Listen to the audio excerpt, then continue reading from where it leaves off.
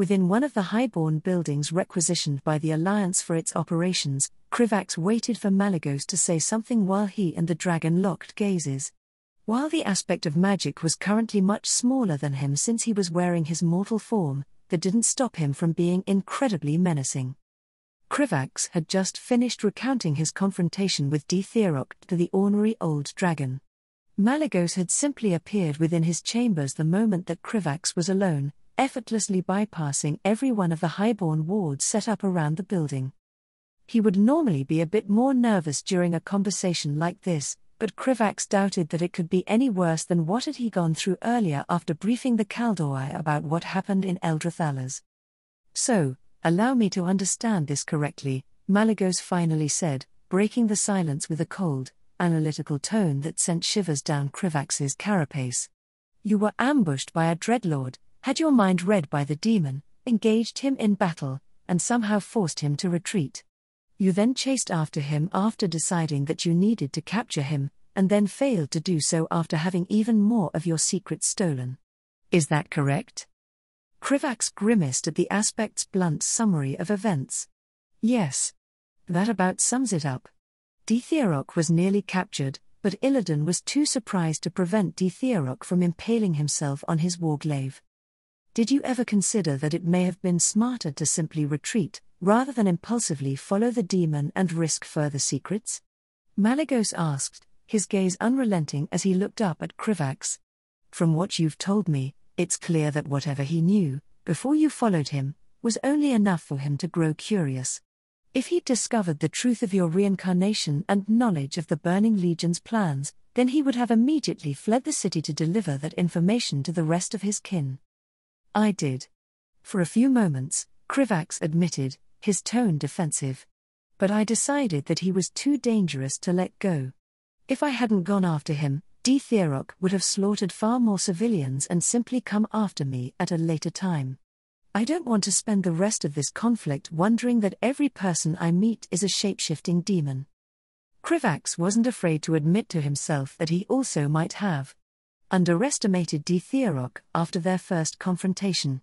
Although he'd had Masruk's assistance, Krivax had still managed to force the Dtherok to retreat without suffering any serious injuries. As a result, he'd figured that even if he wasn't powerful enough to capture Dtherok, he could at least force the demon to retreat or outright kill him if the opportunity presented itself. Unfortunately, Dtherok was cunning enough to isolate him away from his golem before their second fight began, and he'd been able to freely make use of spatial magic to avoid attacks, unlike during their initial skirmish in the magical prison. Those factors, along with the demon having learned his strengths and weaknesses, had tipped the scales in Dtherok's favor. The secrets within your mind are far more valuable than the lives of a few magic-addicted elves, Malygos said with a derisive sneer. As for the Dreadlord, there are plenty of ways that could have been handled. Arkidas and I could have easily created an artifact similar to the one we provided to Crossus which allows him to detect demons. Krivax took a deep breath so he wouldn't get angry and say something he shouldn't to the moderately sane dragon with godlike powers. I don't mean any disrespect, Lord Malygos, Krivax lied, doing his best to keep his voice neutral. But you haven't exactly made yourself easy for me to contact. I don't make decisions with the assumption that you'll be available to assist me whenever I need it. Besides, there would be plenty of ways for Dtherok to circumvent an artifact like that. In a world with magic, it was extremely difficult to defend yourself against a powerful spellcaster who possessed even the slightest amount of creativity. Mind control, shapeshifters, curses, and so much more, the list of possible threats was extensive. Even now, there was a part of Krivax that was relieved that Dtherok was no longer on Azeroth and wouldn't be free to terrorize him from the shadows. After a long and increasingly tense silence, Malygos finally just released an annoyed sigh and sat down on an elegant, comfortably padded chair that he conjured with a wave of his hand. Fine. I suppose something like this happening was inevitable. We're fortunate that it will likely take the demon quite some time to reform within the twisting nether. Krivax tilted his head in confusion. You are not angry? I was expecting your reaction to involve a few more threats of violence. I'm furious, but I've already proposed to my siblings that we place you in stasis until we've defeated the Burning Legion. Obviously, I was overruled, Malygos said with a dismissive gesture. You should be truly grateful that I still value Nasdormu's counsel and accepted this as a potential outcome. The only question now is how we move forward. Forcing himself to ignore the frankly terrifying scenario of being placed into magical stasis, Krivax focused on the more immediate point. So, what is our next move then? Krivax lowered himself onto a pile of extravagant cushions that had been conveniently left behind in the highborn building. It looked like this conversation was going to go on longer than he'd expected. A contemplative expression came over Malygos' face. I'm not certain. It will depend on what exactly the demon was able to learn from your mind. My first instinct is that I should focus on the ritual to allow us access to Pandaria. It is nearing completion, and it would be best if we could attack the Burning Legion's pet necromancer before Ditherok reforms and shares what he knows. Krivax was glad to hear that the ritual was almost ready. It had been several months since they had first learned about the Lich King's attack on the Wandering Isle without being able to do anything in response. The primals were a significant threat, but they were almost certainly a mere distraction compared to whatever the Lich King was getting up to. Would it be possible for us to summon Ditherok and interrogate him? Krivax asked curiously. He'd been considering solutions to the issue ever since the Dreadlord had been killed, and this was the first thing that came to mind. If the Highborn were able to trap a demon for millennia, and I don't see why you wouldn't be able to do the same thing. Malygos' mouth twisted into a frown as he stared at Krivax with clear exasperation. Had I not already known your origins, it would suspect you of being a warlock for making such a suggestion. You should understand by now that summoning a demon is no small matter, mortal. Krivax couldn't help but keep going back over the events of the past few days. Even if not for the events in Eldrathales, the Kaldoi reaction afterward would have been enough to drill that point home. Still, desperate times called for desperate measures. Would it work? Krivax persisted, intent on getting an answer to his question. Would it be possible for us to summon Ditherok back from the twisting nether ourselves and trap him? Containing the creature would be unnecessary once I had him in my claws. I would simply tear its soul asunder after retrieving the necessary information, Malygos replied with typical arrogance before continuing with a more thoughtful tone. However, the summoning would be far more troublesome.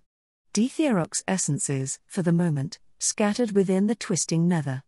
Summoning a specific demon, especially a dreadlord as powerful as the one you describe, is already a difficult proposition. Continue your briefing while I consider it. How did the Kaldoi react to what happened?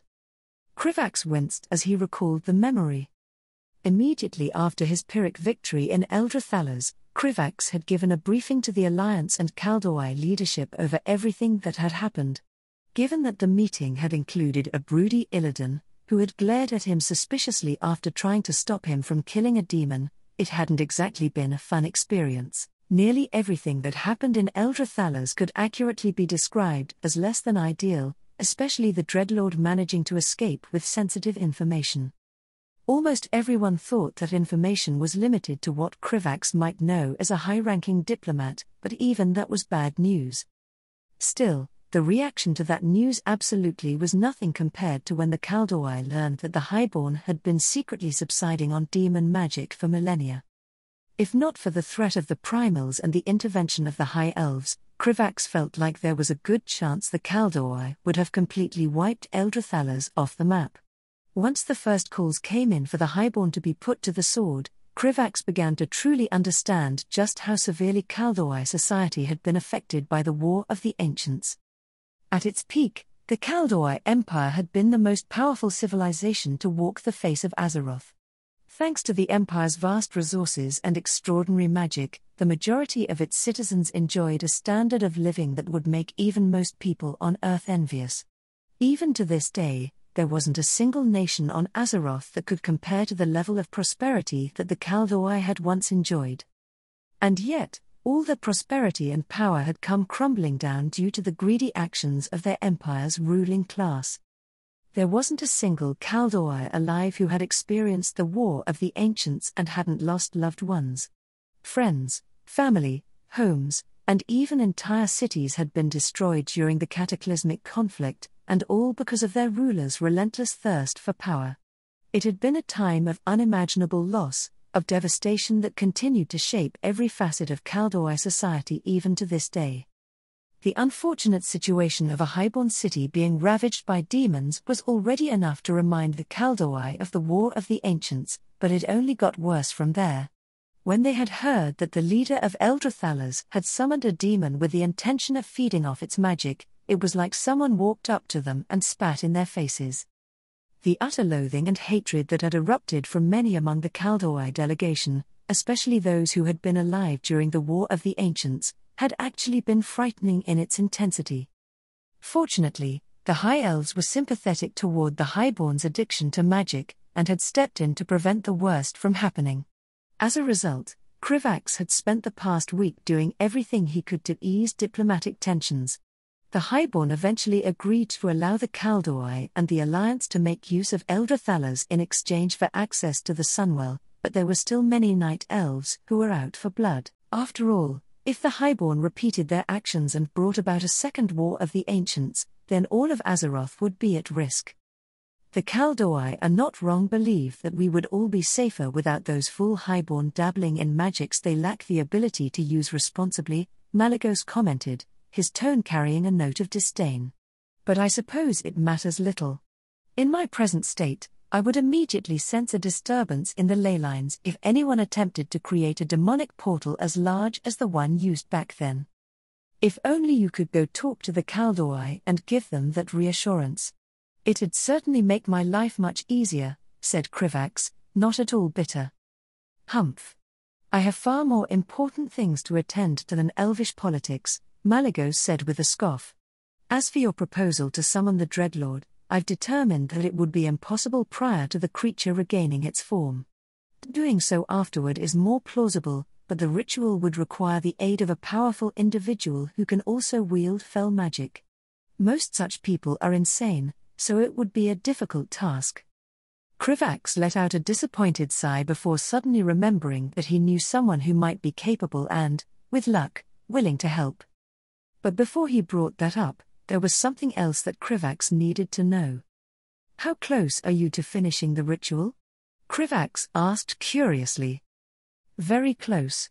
Your suggestion that we focus on contacting the spirit of the mortal responsible for creating the concealment magic had merit, Malygos begrudgingly admitted, nodding toward Krivax. Such an approach would normally be impossible, but Medivh's experience as a spirit himself has been of some assistance. This is much simpler than dispelling magic that we can hardly even detect due to its very nature. Malygos' tone was more than a little disgruntled, obviously displeased that he needed help at all to deal with something related to magic. Krivax didn't know the exact details of the matter, but he'd heard from Crossus that Malygos had been having difficulty getting into Pandaria for quite some time. Recently, Krivax had begun to worry that he'd become complacent ever since dumping his meta-knowledge on the aspects, subconsciously expecting them to handle the most difficult problems. After all, they were all far more experienced and powerful than he was, so it was easy to fall into the trap of overly relying on them. However, Krivax was intent on breaking out of that mindset, so he'd taken the initiative to brainstorm as many suggestions he could as offer to Crossus. It was good to hear that one of them had actually been helpful. Since that attempt to be proactive had been a success, Krivax felt emboldened to continue. Lord Malygos, who is going to go to Pandaria once the ritual is ready? You said that you intend to attack the Lich King before Ditherok reformed. However, it would likely take many months before the Alliance can establish a significant force on Pandaria. Given how many aquatic undead must be surrounding Pandaria, attempting to sail there by ship was suicide. Malygos was fully capable of creating a portal large and sturdy enough to transport significant materials and personnel, but it would still take some time before the Alliance could actually make itself useful. If the Alliance wasn't properly prepared, then they'd only make the situation worse by feeding the Lich King fresh bodies to add to his growing army. Malygos' expression immediately grew suspicious, likely because Krivax only ever called him Lord when he was trying to placate the dragon or persuade him to agree to something. Myself, Medivh, Arkidas, and many of the strongest members of the Dragonflights. Why do you ask, mortal? Just as Krivax expected, it was a rather small group of exceptionally powerful individuals.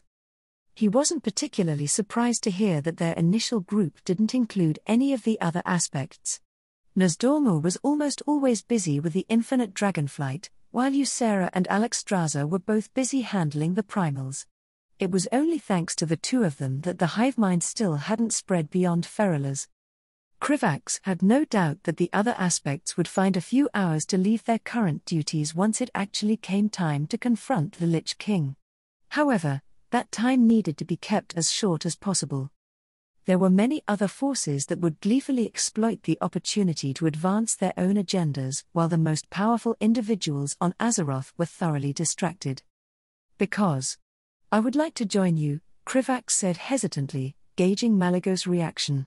I think I could offer a lot to help. The illusionary aspect blinked at him, his expression one of surprise. You?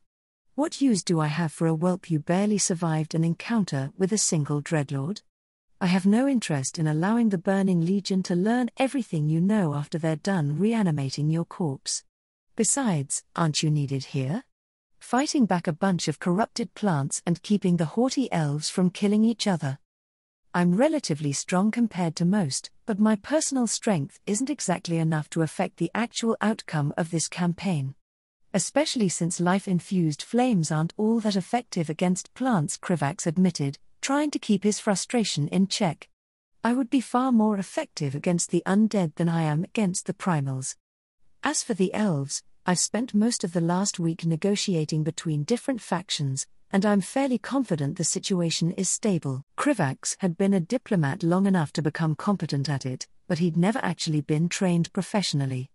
The only reason he was still the best person to be Azrael Nerub's lead diplomat was because most other Nerubians were far too arrogant and xenophobic to do the job well.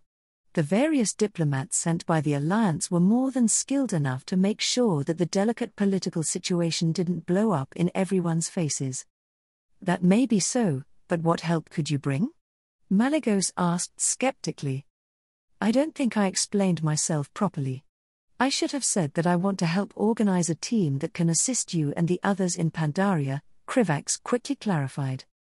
After thinking about the best way for him to make himself useful, Krivax had eventually concluded that organizing a strike team of skilled individuals from various factions was likely his best bet.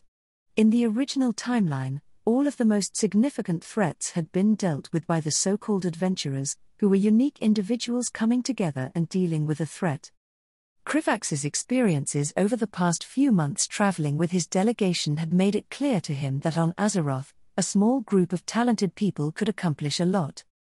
His experience with Dtheroch and Eldra Thalas had made it exceedingly clear to him that he couldn't afford to sit back and continue to be complacent. The Burning Legion was capable of doing things he never expected, and adapting to the changes he'd made to this world. If things were allowed to continue as they were, then the advantage that had been gained by the defenders of Azeroth might one day go up in smoke. Krivax did not consider himself to be the greatest diplomat in the world, but felt like he was pretty decent at handling people. He had all the right connections to make something like this happen. He was confident that he could convince the High King that this project was something worth sponsoring with some of Azrael Nerub's vast reserves of wealth. If the kingdom was willing to provide equipment, logistical support, and access to its multiple continents spanning portal network, then Krivax's hypothetical team could help respond to any situation on Azeroth.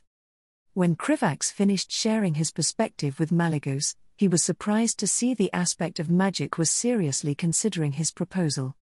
While I might not see the need for your personal involvement on the battlefield, I can't deny that your plan has merit, Malygos finally admitted, much to his relief. I'm not blind to the fact that the Dragonflights have a complicated reputation amongst the mortals. You are in a very unique position to organize a diverse group of these adventurers, but there's something else that you're not telling me. What is it? Here we go. I want your help in convincing Illidan Stormrage to work with us, said Krivax, holding back a flinch at the flare of anger in Malygos' eyes. The aspect of magic hated demons even more than most Kaldoi, and naturally wouldn't be well disposed to a fell corrupted individual like Illidan. Before you immediately refuse, please hear me out. As we established earlier, in order to summon and interrogate Dtheorok, we need the help of someone who is not only powerful but can also wield fell magic. I can't think of anyone else but Illidan who fits this requirement and isn't a part of the Burning Legion. Malygos stared at Krivax in silence, his eyes narrowed in displeasure. It was clear that he didn't like the idea, but he also didn't immediately dismiss it, and Krivax took that as a good sign. Suddenly, the aspect of magic glanced toward the building's exit before turning back to Krivax with a single raised brow. And were you aware that the corrupted elf you wish to work with is currently surveilling this place as we speak? Are you truly so eager to seek the aid of such an untrustworthy individual with unknown intentions? It's only due to my personally created wards that he isn't listening in on everything we're saying. Krivax couldn't help but wince. He'd hoped that Malygos might have dismissed the surveilling attempt by Illidan, but it seemed like he wasn't so lucky. It's not that bad. I've noticed him stalking me for days, so I doubt he's suddenly going to attack me, said Krivax, before suddenly realizing how that must have sounded. Wait. What I meant to say is that I've got it under control. I'm pretty sure that he's just suspicious of me because I'm pretty suspicious. I didn't exactly give him the best first impression. I intend to confront him after our conversation, depending on your answer. Krivax didn't enjoy being looked at by Malygos, an individual who was objectively less than completely sane, like he was the crazy one. It wasn't a nice feeling. And why exactly would you need my assistance? Asked Malygos after a moment of awkward silence. I don't particularly care if you intend to commit suicide by insane elf, but I see no reason why I should be involved. There were a few different reasons why Krivax needed Malygos' assistance. Firstly, he simply didn't have the influence to convince the Kaldoi to allow Illidan to travel far beyond their influence. From what he'd observed, the Night Elves were content to use Illidan as a living weapon against the Primals, but they had no intention of ever truly trusting him. Malygos was more than capable of handling Illidan, if he attempted to go down a self-destructive path like he did in the original timeline. Not only that, but he could convince Ysera to speak with the Kaldoi about Illidan, which would carry far more weight than anything Krivax could possibly say. After Krivax finished explaining his reasoning, Malygos mulled it over silently for a moment before sighing and rubbing his forehead in exasperation. Very well, whelp. I understand the need for flexibility given these circumstances. You're not entirely wrong in stating that Illidan is the best candidate to assist us in summoning Dtheorok and discovering what he has learned. Krivax let out a breath he hadn't realized he'd been holding.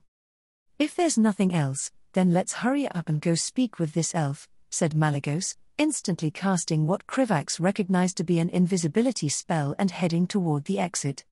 I have more important things to do than waste any more time with this nonsense than necessary.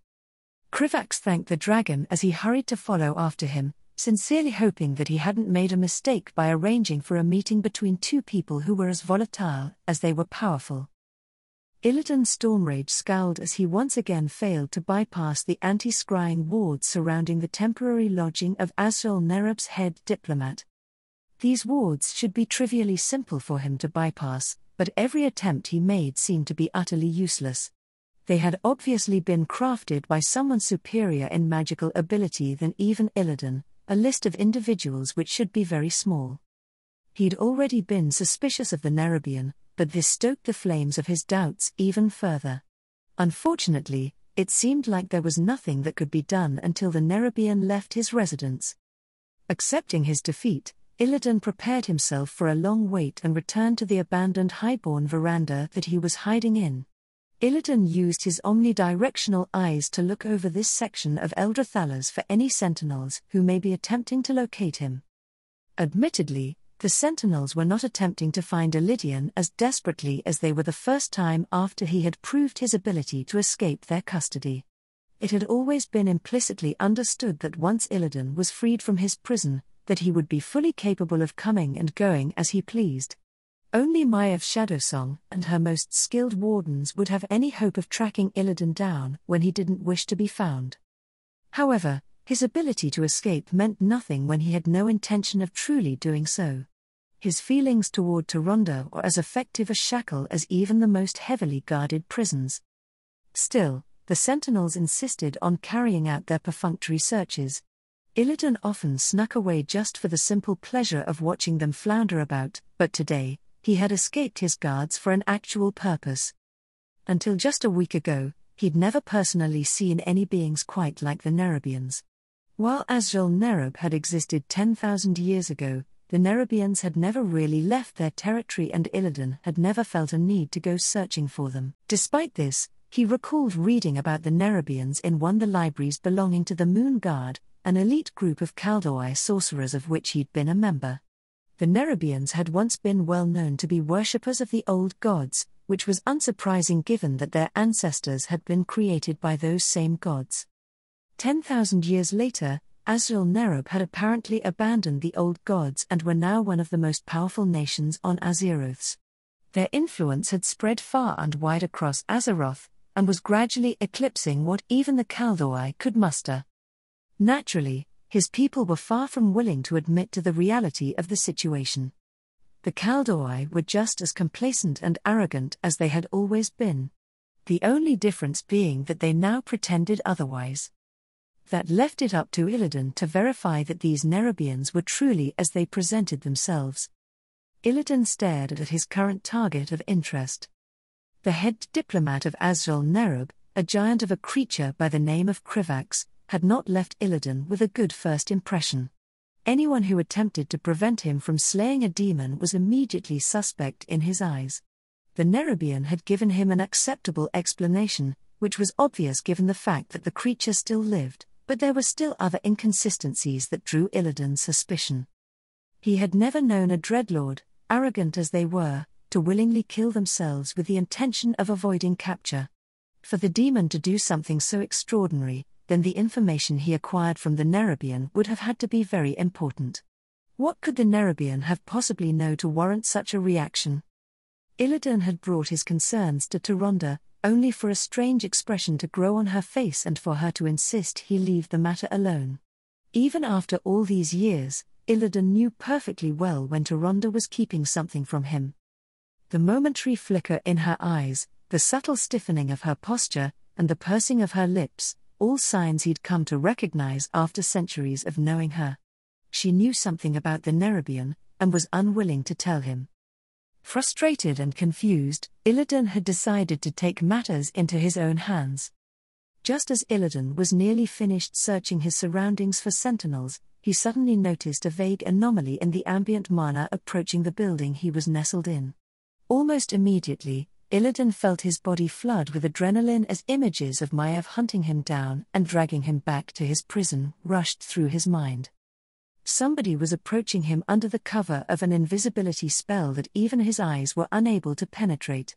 There was no possibility of this being the work of a simple sentinel, and he sincerely doubted that they were sneaking toward him with benign intentions. After assessing the situation, Illidan tightened his grip on his warglaives and darted back into the room directly connected to the veranda he'd been hiding on.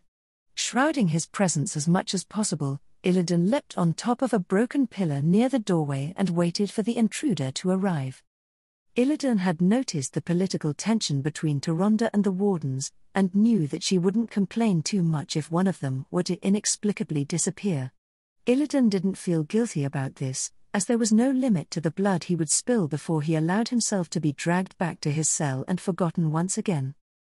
Time passed by as slowly as Illidan tracked the disturbance as it made its way up the many floors of the highborn mansion and toward the room he was hidden in. The moment that the door opened and he sensed them walking inside, Illidan launched himself toward the intruders as swiftly as a hawk swooping down on its prey. He swung his warglaives in an arc that would decapitate any unwelcome guest, only to be launched across the room by a telekinetic blow that knocked the breath out of him. Reaction time faster than expected. Enemy reacted with magic instead of with a blade. Magic looks arcane in nature. Not likely to be a warden. Attack was intentionally non-lethal. Several thoughts instantly flashed through Illidan's mind as assessed the situation as he righted himself midair to land on his feet. When he turned to look back at the intruder, Illidan was surprised to see the figure of the Nerubian he'd been stalking along with a vaguely familiar elf who he didn't recognize. It took a moment for his mind to sort through the memories of the time before his imprisonment. The powerful magic and the elf's unnatural blue hair soon led him to realize that he was looking at Malygos, the aspect of magic. Illidan had only met the dragon a few times during the War of the Ancients, but he was a person who was nearly impossible to forget. He'd known that the Nerubian had been empowered by the Dragon Queen, but he hadn't expected to discover such an unlikely combination of people sneaking up on him. "Did you really just try to kill us the moment we walked through the door?" the Nerubian asked incredulously, his strangely accented words pulling Illidan from his thoughts. "I have no idea why you're surprised, whelp. Impulsivity and lack of rational decision-making should be expected from those foolish enough to consort with demons," Malygos interjected, staring at Illidan with a disdain that he had long grown accustomed to. "Impulsive?" Illidan repeated, gritting his teeth and scowling as he rose to his feet, attention never leaving the pair. "Perhaps if you hadn't approached me like a pair of assassins, I wouldn't have felt the need to defend myself. Perhaps if you hadn't been stalking this fool for the past few days, your opinion might have held some weight," Malygos retorted, matching Illidan's scowl with equal displeasure. "As it is, you hardly have the moral high ground to stand on." Before Illidan could respond, his argument with the aspect was interrupted by the Nerubian. "Can we all just calm down?" asked Krivax, raising two hands out of his fore as he stepped forward. "Illidan, we're sorry for startling you, but we didn't want to alert any of the guards as we made our way over here. It wasn't our intention to do you any harm." Pleasant words, but not ones that Illidan trusted. "If you know that I've been following you, then you're aware that I do not trust you, Nerubian," Illidan said bluntly, feeling no need to hide his feelings given that his actions had already been revealed. "For what reason have the two of you chosen to confront me?" If Malygos is anything like he remembered, then he doubted that the dragon would be willing to go out of his way to approach Illidan unless there was a good reason for it. Illidan turned his attention to the more powerful of the two, only for Malygos to sneer and gesture toward the Nerubian. "The whelp has a proposition for you. I'd suggest you listen well, because it's an opportunity for you to be more than just a convenient weapon that foolish Kaldoi point at whatever threat they see fit." Malygos' condescending tone rankled, but Illidan didn't rise to the bait. Instead, he turned his attention back to the Nerubian and waited for this so-called proposition. Krivax let out a resigned sigh, seemingly exasperated by Malygos' remark before beginning to explain himself. "Illidan's storm rage, what if I told you that I have an idea that would allow you to fight back against the Burning Legion more directly, while working alongside people who don't completely despise you? It's great to hear from you, Thrall." Taretha, or more commonly known as Tari, excitedly greeted her little brother in all but blood over the scrying stone. Since she was studying in Dalaran under the sponsorship of a former member of the Council of Six, Taretha was allowed to live in and care for Master Cross's home while he was away. The private setting made it perfect for her to contact her brother without anyone else eavesdropping on her as often as she wanted. Since they were both busy with their respective studies, they tried to talk to each other at least once a week. "It is great to hear from you too, Tari," Thrall said with an easy smile, nothing like the forced ones he used to wear when they lived under Blackmoor. "Has anything interesting or exciting happened since the last time we talked?" "It's Dalaran, little brother, everything is interesting." Which was quite true, since the city was quite possibly the most cosmopolitan and impressive city in the world. She could not walk a few feet from her room without encountering one of many races that made up the world, some magical wonder, or some absurd creature that Tari could have never hoped to have seen before in her life. It made her grateful every day for the opportunity that Master Crossus gave to her to live and learn here. Fair enough," Thrall admitted. "Mayhaps I will have the chance to visit in the future." That Tari's joy dried up as she recalled the way her classmates and people in general spoke of the Horde and orcs whenever the topic came up. Hearing the way that people, whom she viewed as kind and even friends, claiming that all orcs were vicious monsters that deserved to be in chains their whole lives, disturbed and angered her in equal measure. Whenever the conversation turned to discussion of the orcs, she either tried to change the subject or leave the room before she started punching people. That might be a long while into the future. "I know, Tari, I know," Thrall assured her. "I apologize for making such a jest. It's just, I know the Horde did terrible things, there is no denying that." Tari stumbled for words. "Indeed, Master Drektar says the same," Thrall nodded, his eyes distant for a moment. "But to just assume that all orcs are evil just because of that is wrong," Tari said. "You had nothing to do with the Horde at all. But the way people talk, they would string you up just for being an orc. The wounds of war are still fresh. Time is needed for them to heal, and mayhaps in time peace and understanding can truly begin between my people and those we have wronged," Thrall said slowly, deep in thought. "It might not happen in our lifetimes. But maybe we can be a part of the process, sister. Considering how many people want you and your clan dead or worse, I need to become a powerful mage just to stand by your side," Tari said with conviction.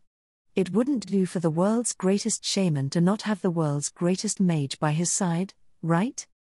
He, "I'm far from the world's greatest shaman, Tari," Thrall laughed, his features relaxed and joyful once again. "Well, same here for being a mage, but I work 10 times harder than my classmates. So, that has to count for something," Tari pointed out confidently. "I'm even looking into the classes around arcane weaving that the Nerubians, like Master Krivax, use.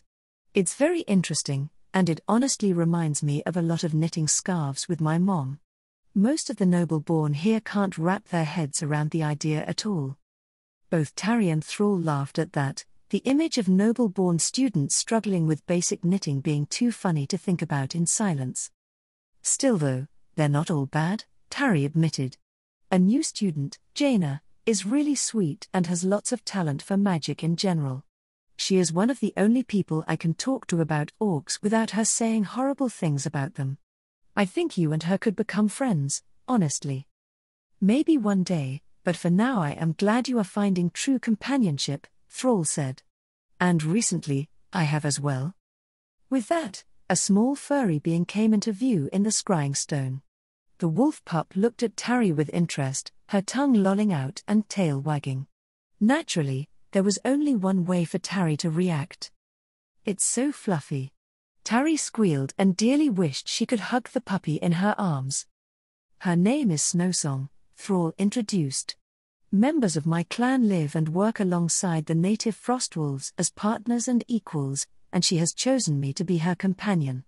It is a great honor, and since she is now family it seemed only right to introduce you to her. I will demand all the cuddles when I come by and visit." The next few minutes were spent with Tari cooing over the pup, and Thrall explaining what it was like for the two of them to care for one another. Tari was extremely jealous when Thrall told her that in time Snowsong would grow large enough to carry him. "Can I possibly get one?" Tari asked hopefully. "One doesn't get a frostwolf companion, sister. They are not pets, but equals in all things. Though if one day you come to the valley and one approaches you, it would be dishonorable to reject them. Then Snowsong better look forward to a sibling in the future," Tari said with confidence, which made her brother laugh. "So, I tell you about my schooling all the time, but how about yours? Learning the arcane and learning how to entreat the spirits and elements are two different things, sister," Thrall reminded her, dropping his voice to sound like Master Drektar. "It would be like trying to describe how water works to a rock. Please. All I can say is that Master Drektar says I am proceeding well in my training despite my youth," Thrall explained. "It feels natural to ask for the aid of the spirits and elements. I can already summon lightning and even the spirit of past frostwolves in times of need. I need to see that someday," Tari excitedly said. "Of course, beyond my training as a shaman, I am also learning much about what it is to be an orc, Thrall continued, after a brief pause. It feels strange at times, natural and right in others, but I like to think that I am taking the best of both my upbringings to create something that is uniquely me. And maybe in time other orcs will follow my example so that we can live in peace with the other peoples of this land. After all, I want to be able to stand by your side without causing you trouble, sister. You can never cause me trouble, Thrall, Tari assured him before grimacing. Are you sure you want me to keep calling you that? I know your birth name. While I will honor and use the name my parents gave me, Goyle, my human name is the one I have always known despite its meaning, her brother assured her with a smile. After all, even though it was used as an insult against me, I always remember each time how you spoke it with nothing but love. That is why I shall not discard it and why I do not wish you to stop using it for my sake alone. Thrall. Thank you, Tari simply said, feeling herself tear up a bit. Anyway, has there been anything interesting happening over there? Other than a lot of Kirin Tor members apparently heading over to the new western continent, things have been pretty normal and boring over here. Life goes on as always, although. Thrall mused. My master has mentioned possibly receiving visions in his sleep. Of being judged by a great and powerful stag. Tari and her brother would continue to speak with each other for hours, during which the whole world fell away and it was just the two siblings enjoying each other's company, until eventually they had to bid each other farewell for the moment. She felt a little sad every time her brother vanished from the scrying stone, but was certain that they would speak again soon. As she tucked herself in her bed in Dalaran, Tari dreamt that night that they had become stronger and more skilled than before. They were standing side by side as equals, ready to face whatever challenges the world saw to throw at them. For they were family, and true family fought side by side. There is a place in the central part of Northrend called the Dragon Blight, a vast graveyard of dead dragons that contains several locations of varying importance. On the southern coast of Dragonblight, Moki Harbor was slowly rivaling Kaskala in the Borean tundra as the capital of the Tuskar people due to extensive trade with Azrael Nerub and the Eastern Kingdoms. In the center of the Dragonblight was Wimrest Temple, the massive Titan-created structure that served as a meeting point for all of the dragonflights. And of course, underneath the entire region was Azrael Nerub itself, the grandest city in the known world. But there was one place that interested Initiate Cruxax in particular on the map that was unfurled in front of him. The Taunka capital known as Icemist Village was conveniently located not far from Azrael Nerub's main entrance. Initiate Cruxax had only recently completed his coming-of-age exams and started his service in the Foreign Outreach Division. Like most of the initiates who requested to join the new division, he had been inspired by Vizier Krivax's unprecedentedly fast rise through the ranks for his great service to Azrael Nerub. In spite of his youth, Vizier Krivax had established relations with the Tuskar and brought back new knowledge, trade goods, and technology from his meeting. Many of his peers dismissed these things as frivolity, but Initiate Cruxax obviously didn't agree. Otherwise, he wouldn't have worked so hard to join the Foreign Outreach Division. Thanks to Vizier Krivax's efforts, Azrael Nerub had learned of the existence of other continents and races. Now there were multiple Nerubian exclaves in the Eastern Kingdoms. The kingdom was creating its own navy with the help of the Tuskar and introducing incredible new alchemical compounds. Because of Vizier Krivax, Azrael Nerub was becoming more powerful every day. Even the High King himself had acknowledged his achievements. Last month, Vizier Hudrek, current acting head diplomat, had informed him that the council had decided to seek help from other magic users on Azeroth in coming up with long-term solutions to deal with the primals on Kalimdor.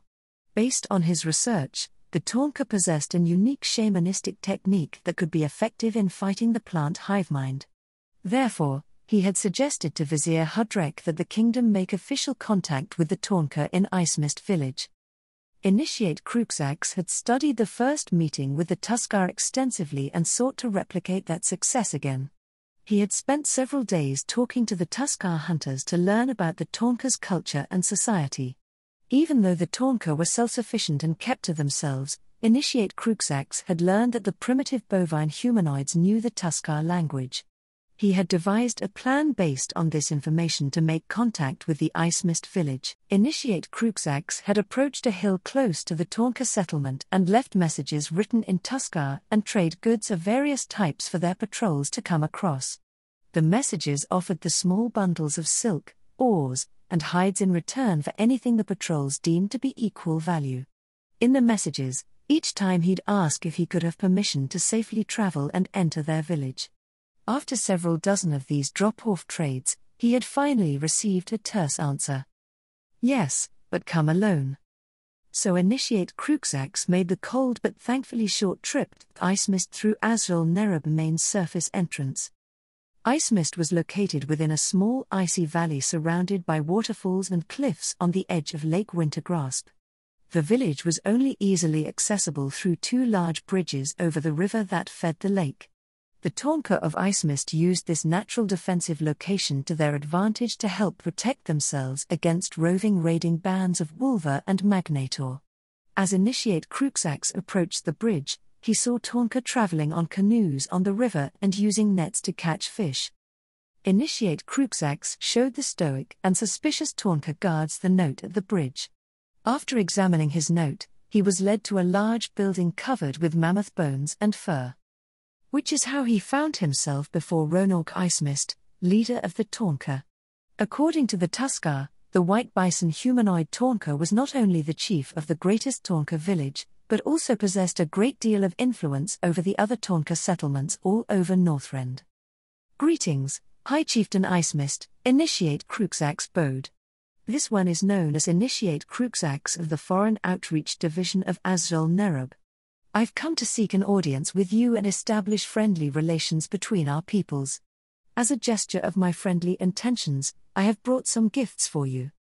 Thanks to his research ahead of time, he had prepared polar bear pelts and spotted hippogriff downs, both of which were highly valued by the Taunka culture, as gifts for their leader. Even though Ronork remained impassive, the Taunka warriors guarding the room looked at the pelts and downs with wonder. Have heard of you Nerubians for quite some time now, Ronork spoke up. For countless generations our ancestors spoke of your kind living beneath the earth not far from here, but rare was your sighting. Until recently. Now you can be seen across the surface of Northrend among the Tuskar, foreigners, and even stranger things. Such as the new mountain that graces the Borean tundra. While we were not involved with the teleportation of the mountain into Borean tundra, we've been reaching out to the newcomers to Northrend. In recent years, Azrael Nerub has seen fit to lessen its isolation and explore the surface world, Initiate Cruxax admitted, and many have benefited from association with us as a result. And now you seek something from my people, bringing gifts to convince me to do so, Ronork said, pointing to the pelts and the downs. The gifts are merely that, gifts freely given to you and your people. As for the trade goods left for your patrols, I wished to simply have the opportunity to meet with you, Initiate Cruxax said truthfully. You are not bound to agree to anything with me, but I promise you any deal made with us would be honored so long as something of equal value is given in turn. Ronork studied him a moment before humming and nodding. Speak then. Azrael Nerub, through our association with the Tuskar, is interested in the style of magic known as shamanism, the ability to commune with the elements and spirits of ancestors for great power, Initiate Cruxax explained. Unfortunately, our efforts to study and use it ourselves has been slow due to a lack of understanding and the mindset required to use it among most of my people. However, Tuskar shamans spoke of a different form of shamanism used by your people. Different how? Ronork asked gruffly, likely curious to see how outsiders viewed them. They spoke of how your people, well aware of the harshness of your homeland, persevere even in the worst winters by forcing the land and the elements to yield to your will, Initiate Cruxax said. That your relationship with nature is one of constant struggle and grim perseverance. Something that many Tuskar shamans disapprove of. They are our ways, Ronork said with a flare of his nostrils. Outsiders have no business judging us on how we survive and live our lives. Of course not. We of Azrael Nerub do not judge at all, Initiate Cruxax explained to mollify the Tonka leader. In fact, we wish to learn your ways if you are willing to teach us. We have found that the elements and spirits are too capricious and wild to be reliable. We would prefer to tame them like we do our jawmongers. We would respect their power and treat them well, but make it clear we are their masters. Reports from the delegation to Kalimdor from the Tauren shamans and subsequent discussion with the Tuskar shamans had indicated that ordinary shamanistic methods did not work well to deal with the primals. Initiate Cruxax was certain that the forceful shamanistic methods used by the Taunka would be more effective at controlling and defeating the fell parasitic hivemind. And this is all you wish from us? To learn our ways of communing with the spirits and the elements of this world? Ronork raised a brow. My kingdom would value the knowledge of Taunka shamanism the most, especially since it can help us more effectively combat some corrupted vegetation we've encountered across the sea known as primals. Initiate Cruxax made clear, unwilling to give away his thoughts about the likely effectiveness of the Taunka shamanism on their primal foes. But Azrael Nerub is always willing to trade for any rare goods and reagents, but it is access to your teachers that we'd pay a high price for. How high? Ronork asked curiously, and Initiate Cruxax tried not to smile, for he learned that most surface worlders found it disturbing. What do you wish? He returned. Before any deal can be struck, there is one thing you should know about our magic, Ronork said. You may not wish to learn once you do. For it is a power that relies on decay to work best. In return for the information and the warning, I will share some news with you, Initiate Cruxax said, knowing that the best way to create a fruitful relationship was through give and take. He pulled out one of the Wind Rush totems traded by Bloodhoof tribe out from his spatial bag and continued, namely, to let you know your cousins, the Tauren, yet live across the sea, and that your knowledge could help us save them from the aforementioned primals. At Ronork's shocked expression, finally breaking his stoic mask, Initiate Cruxax knew his hook had landed.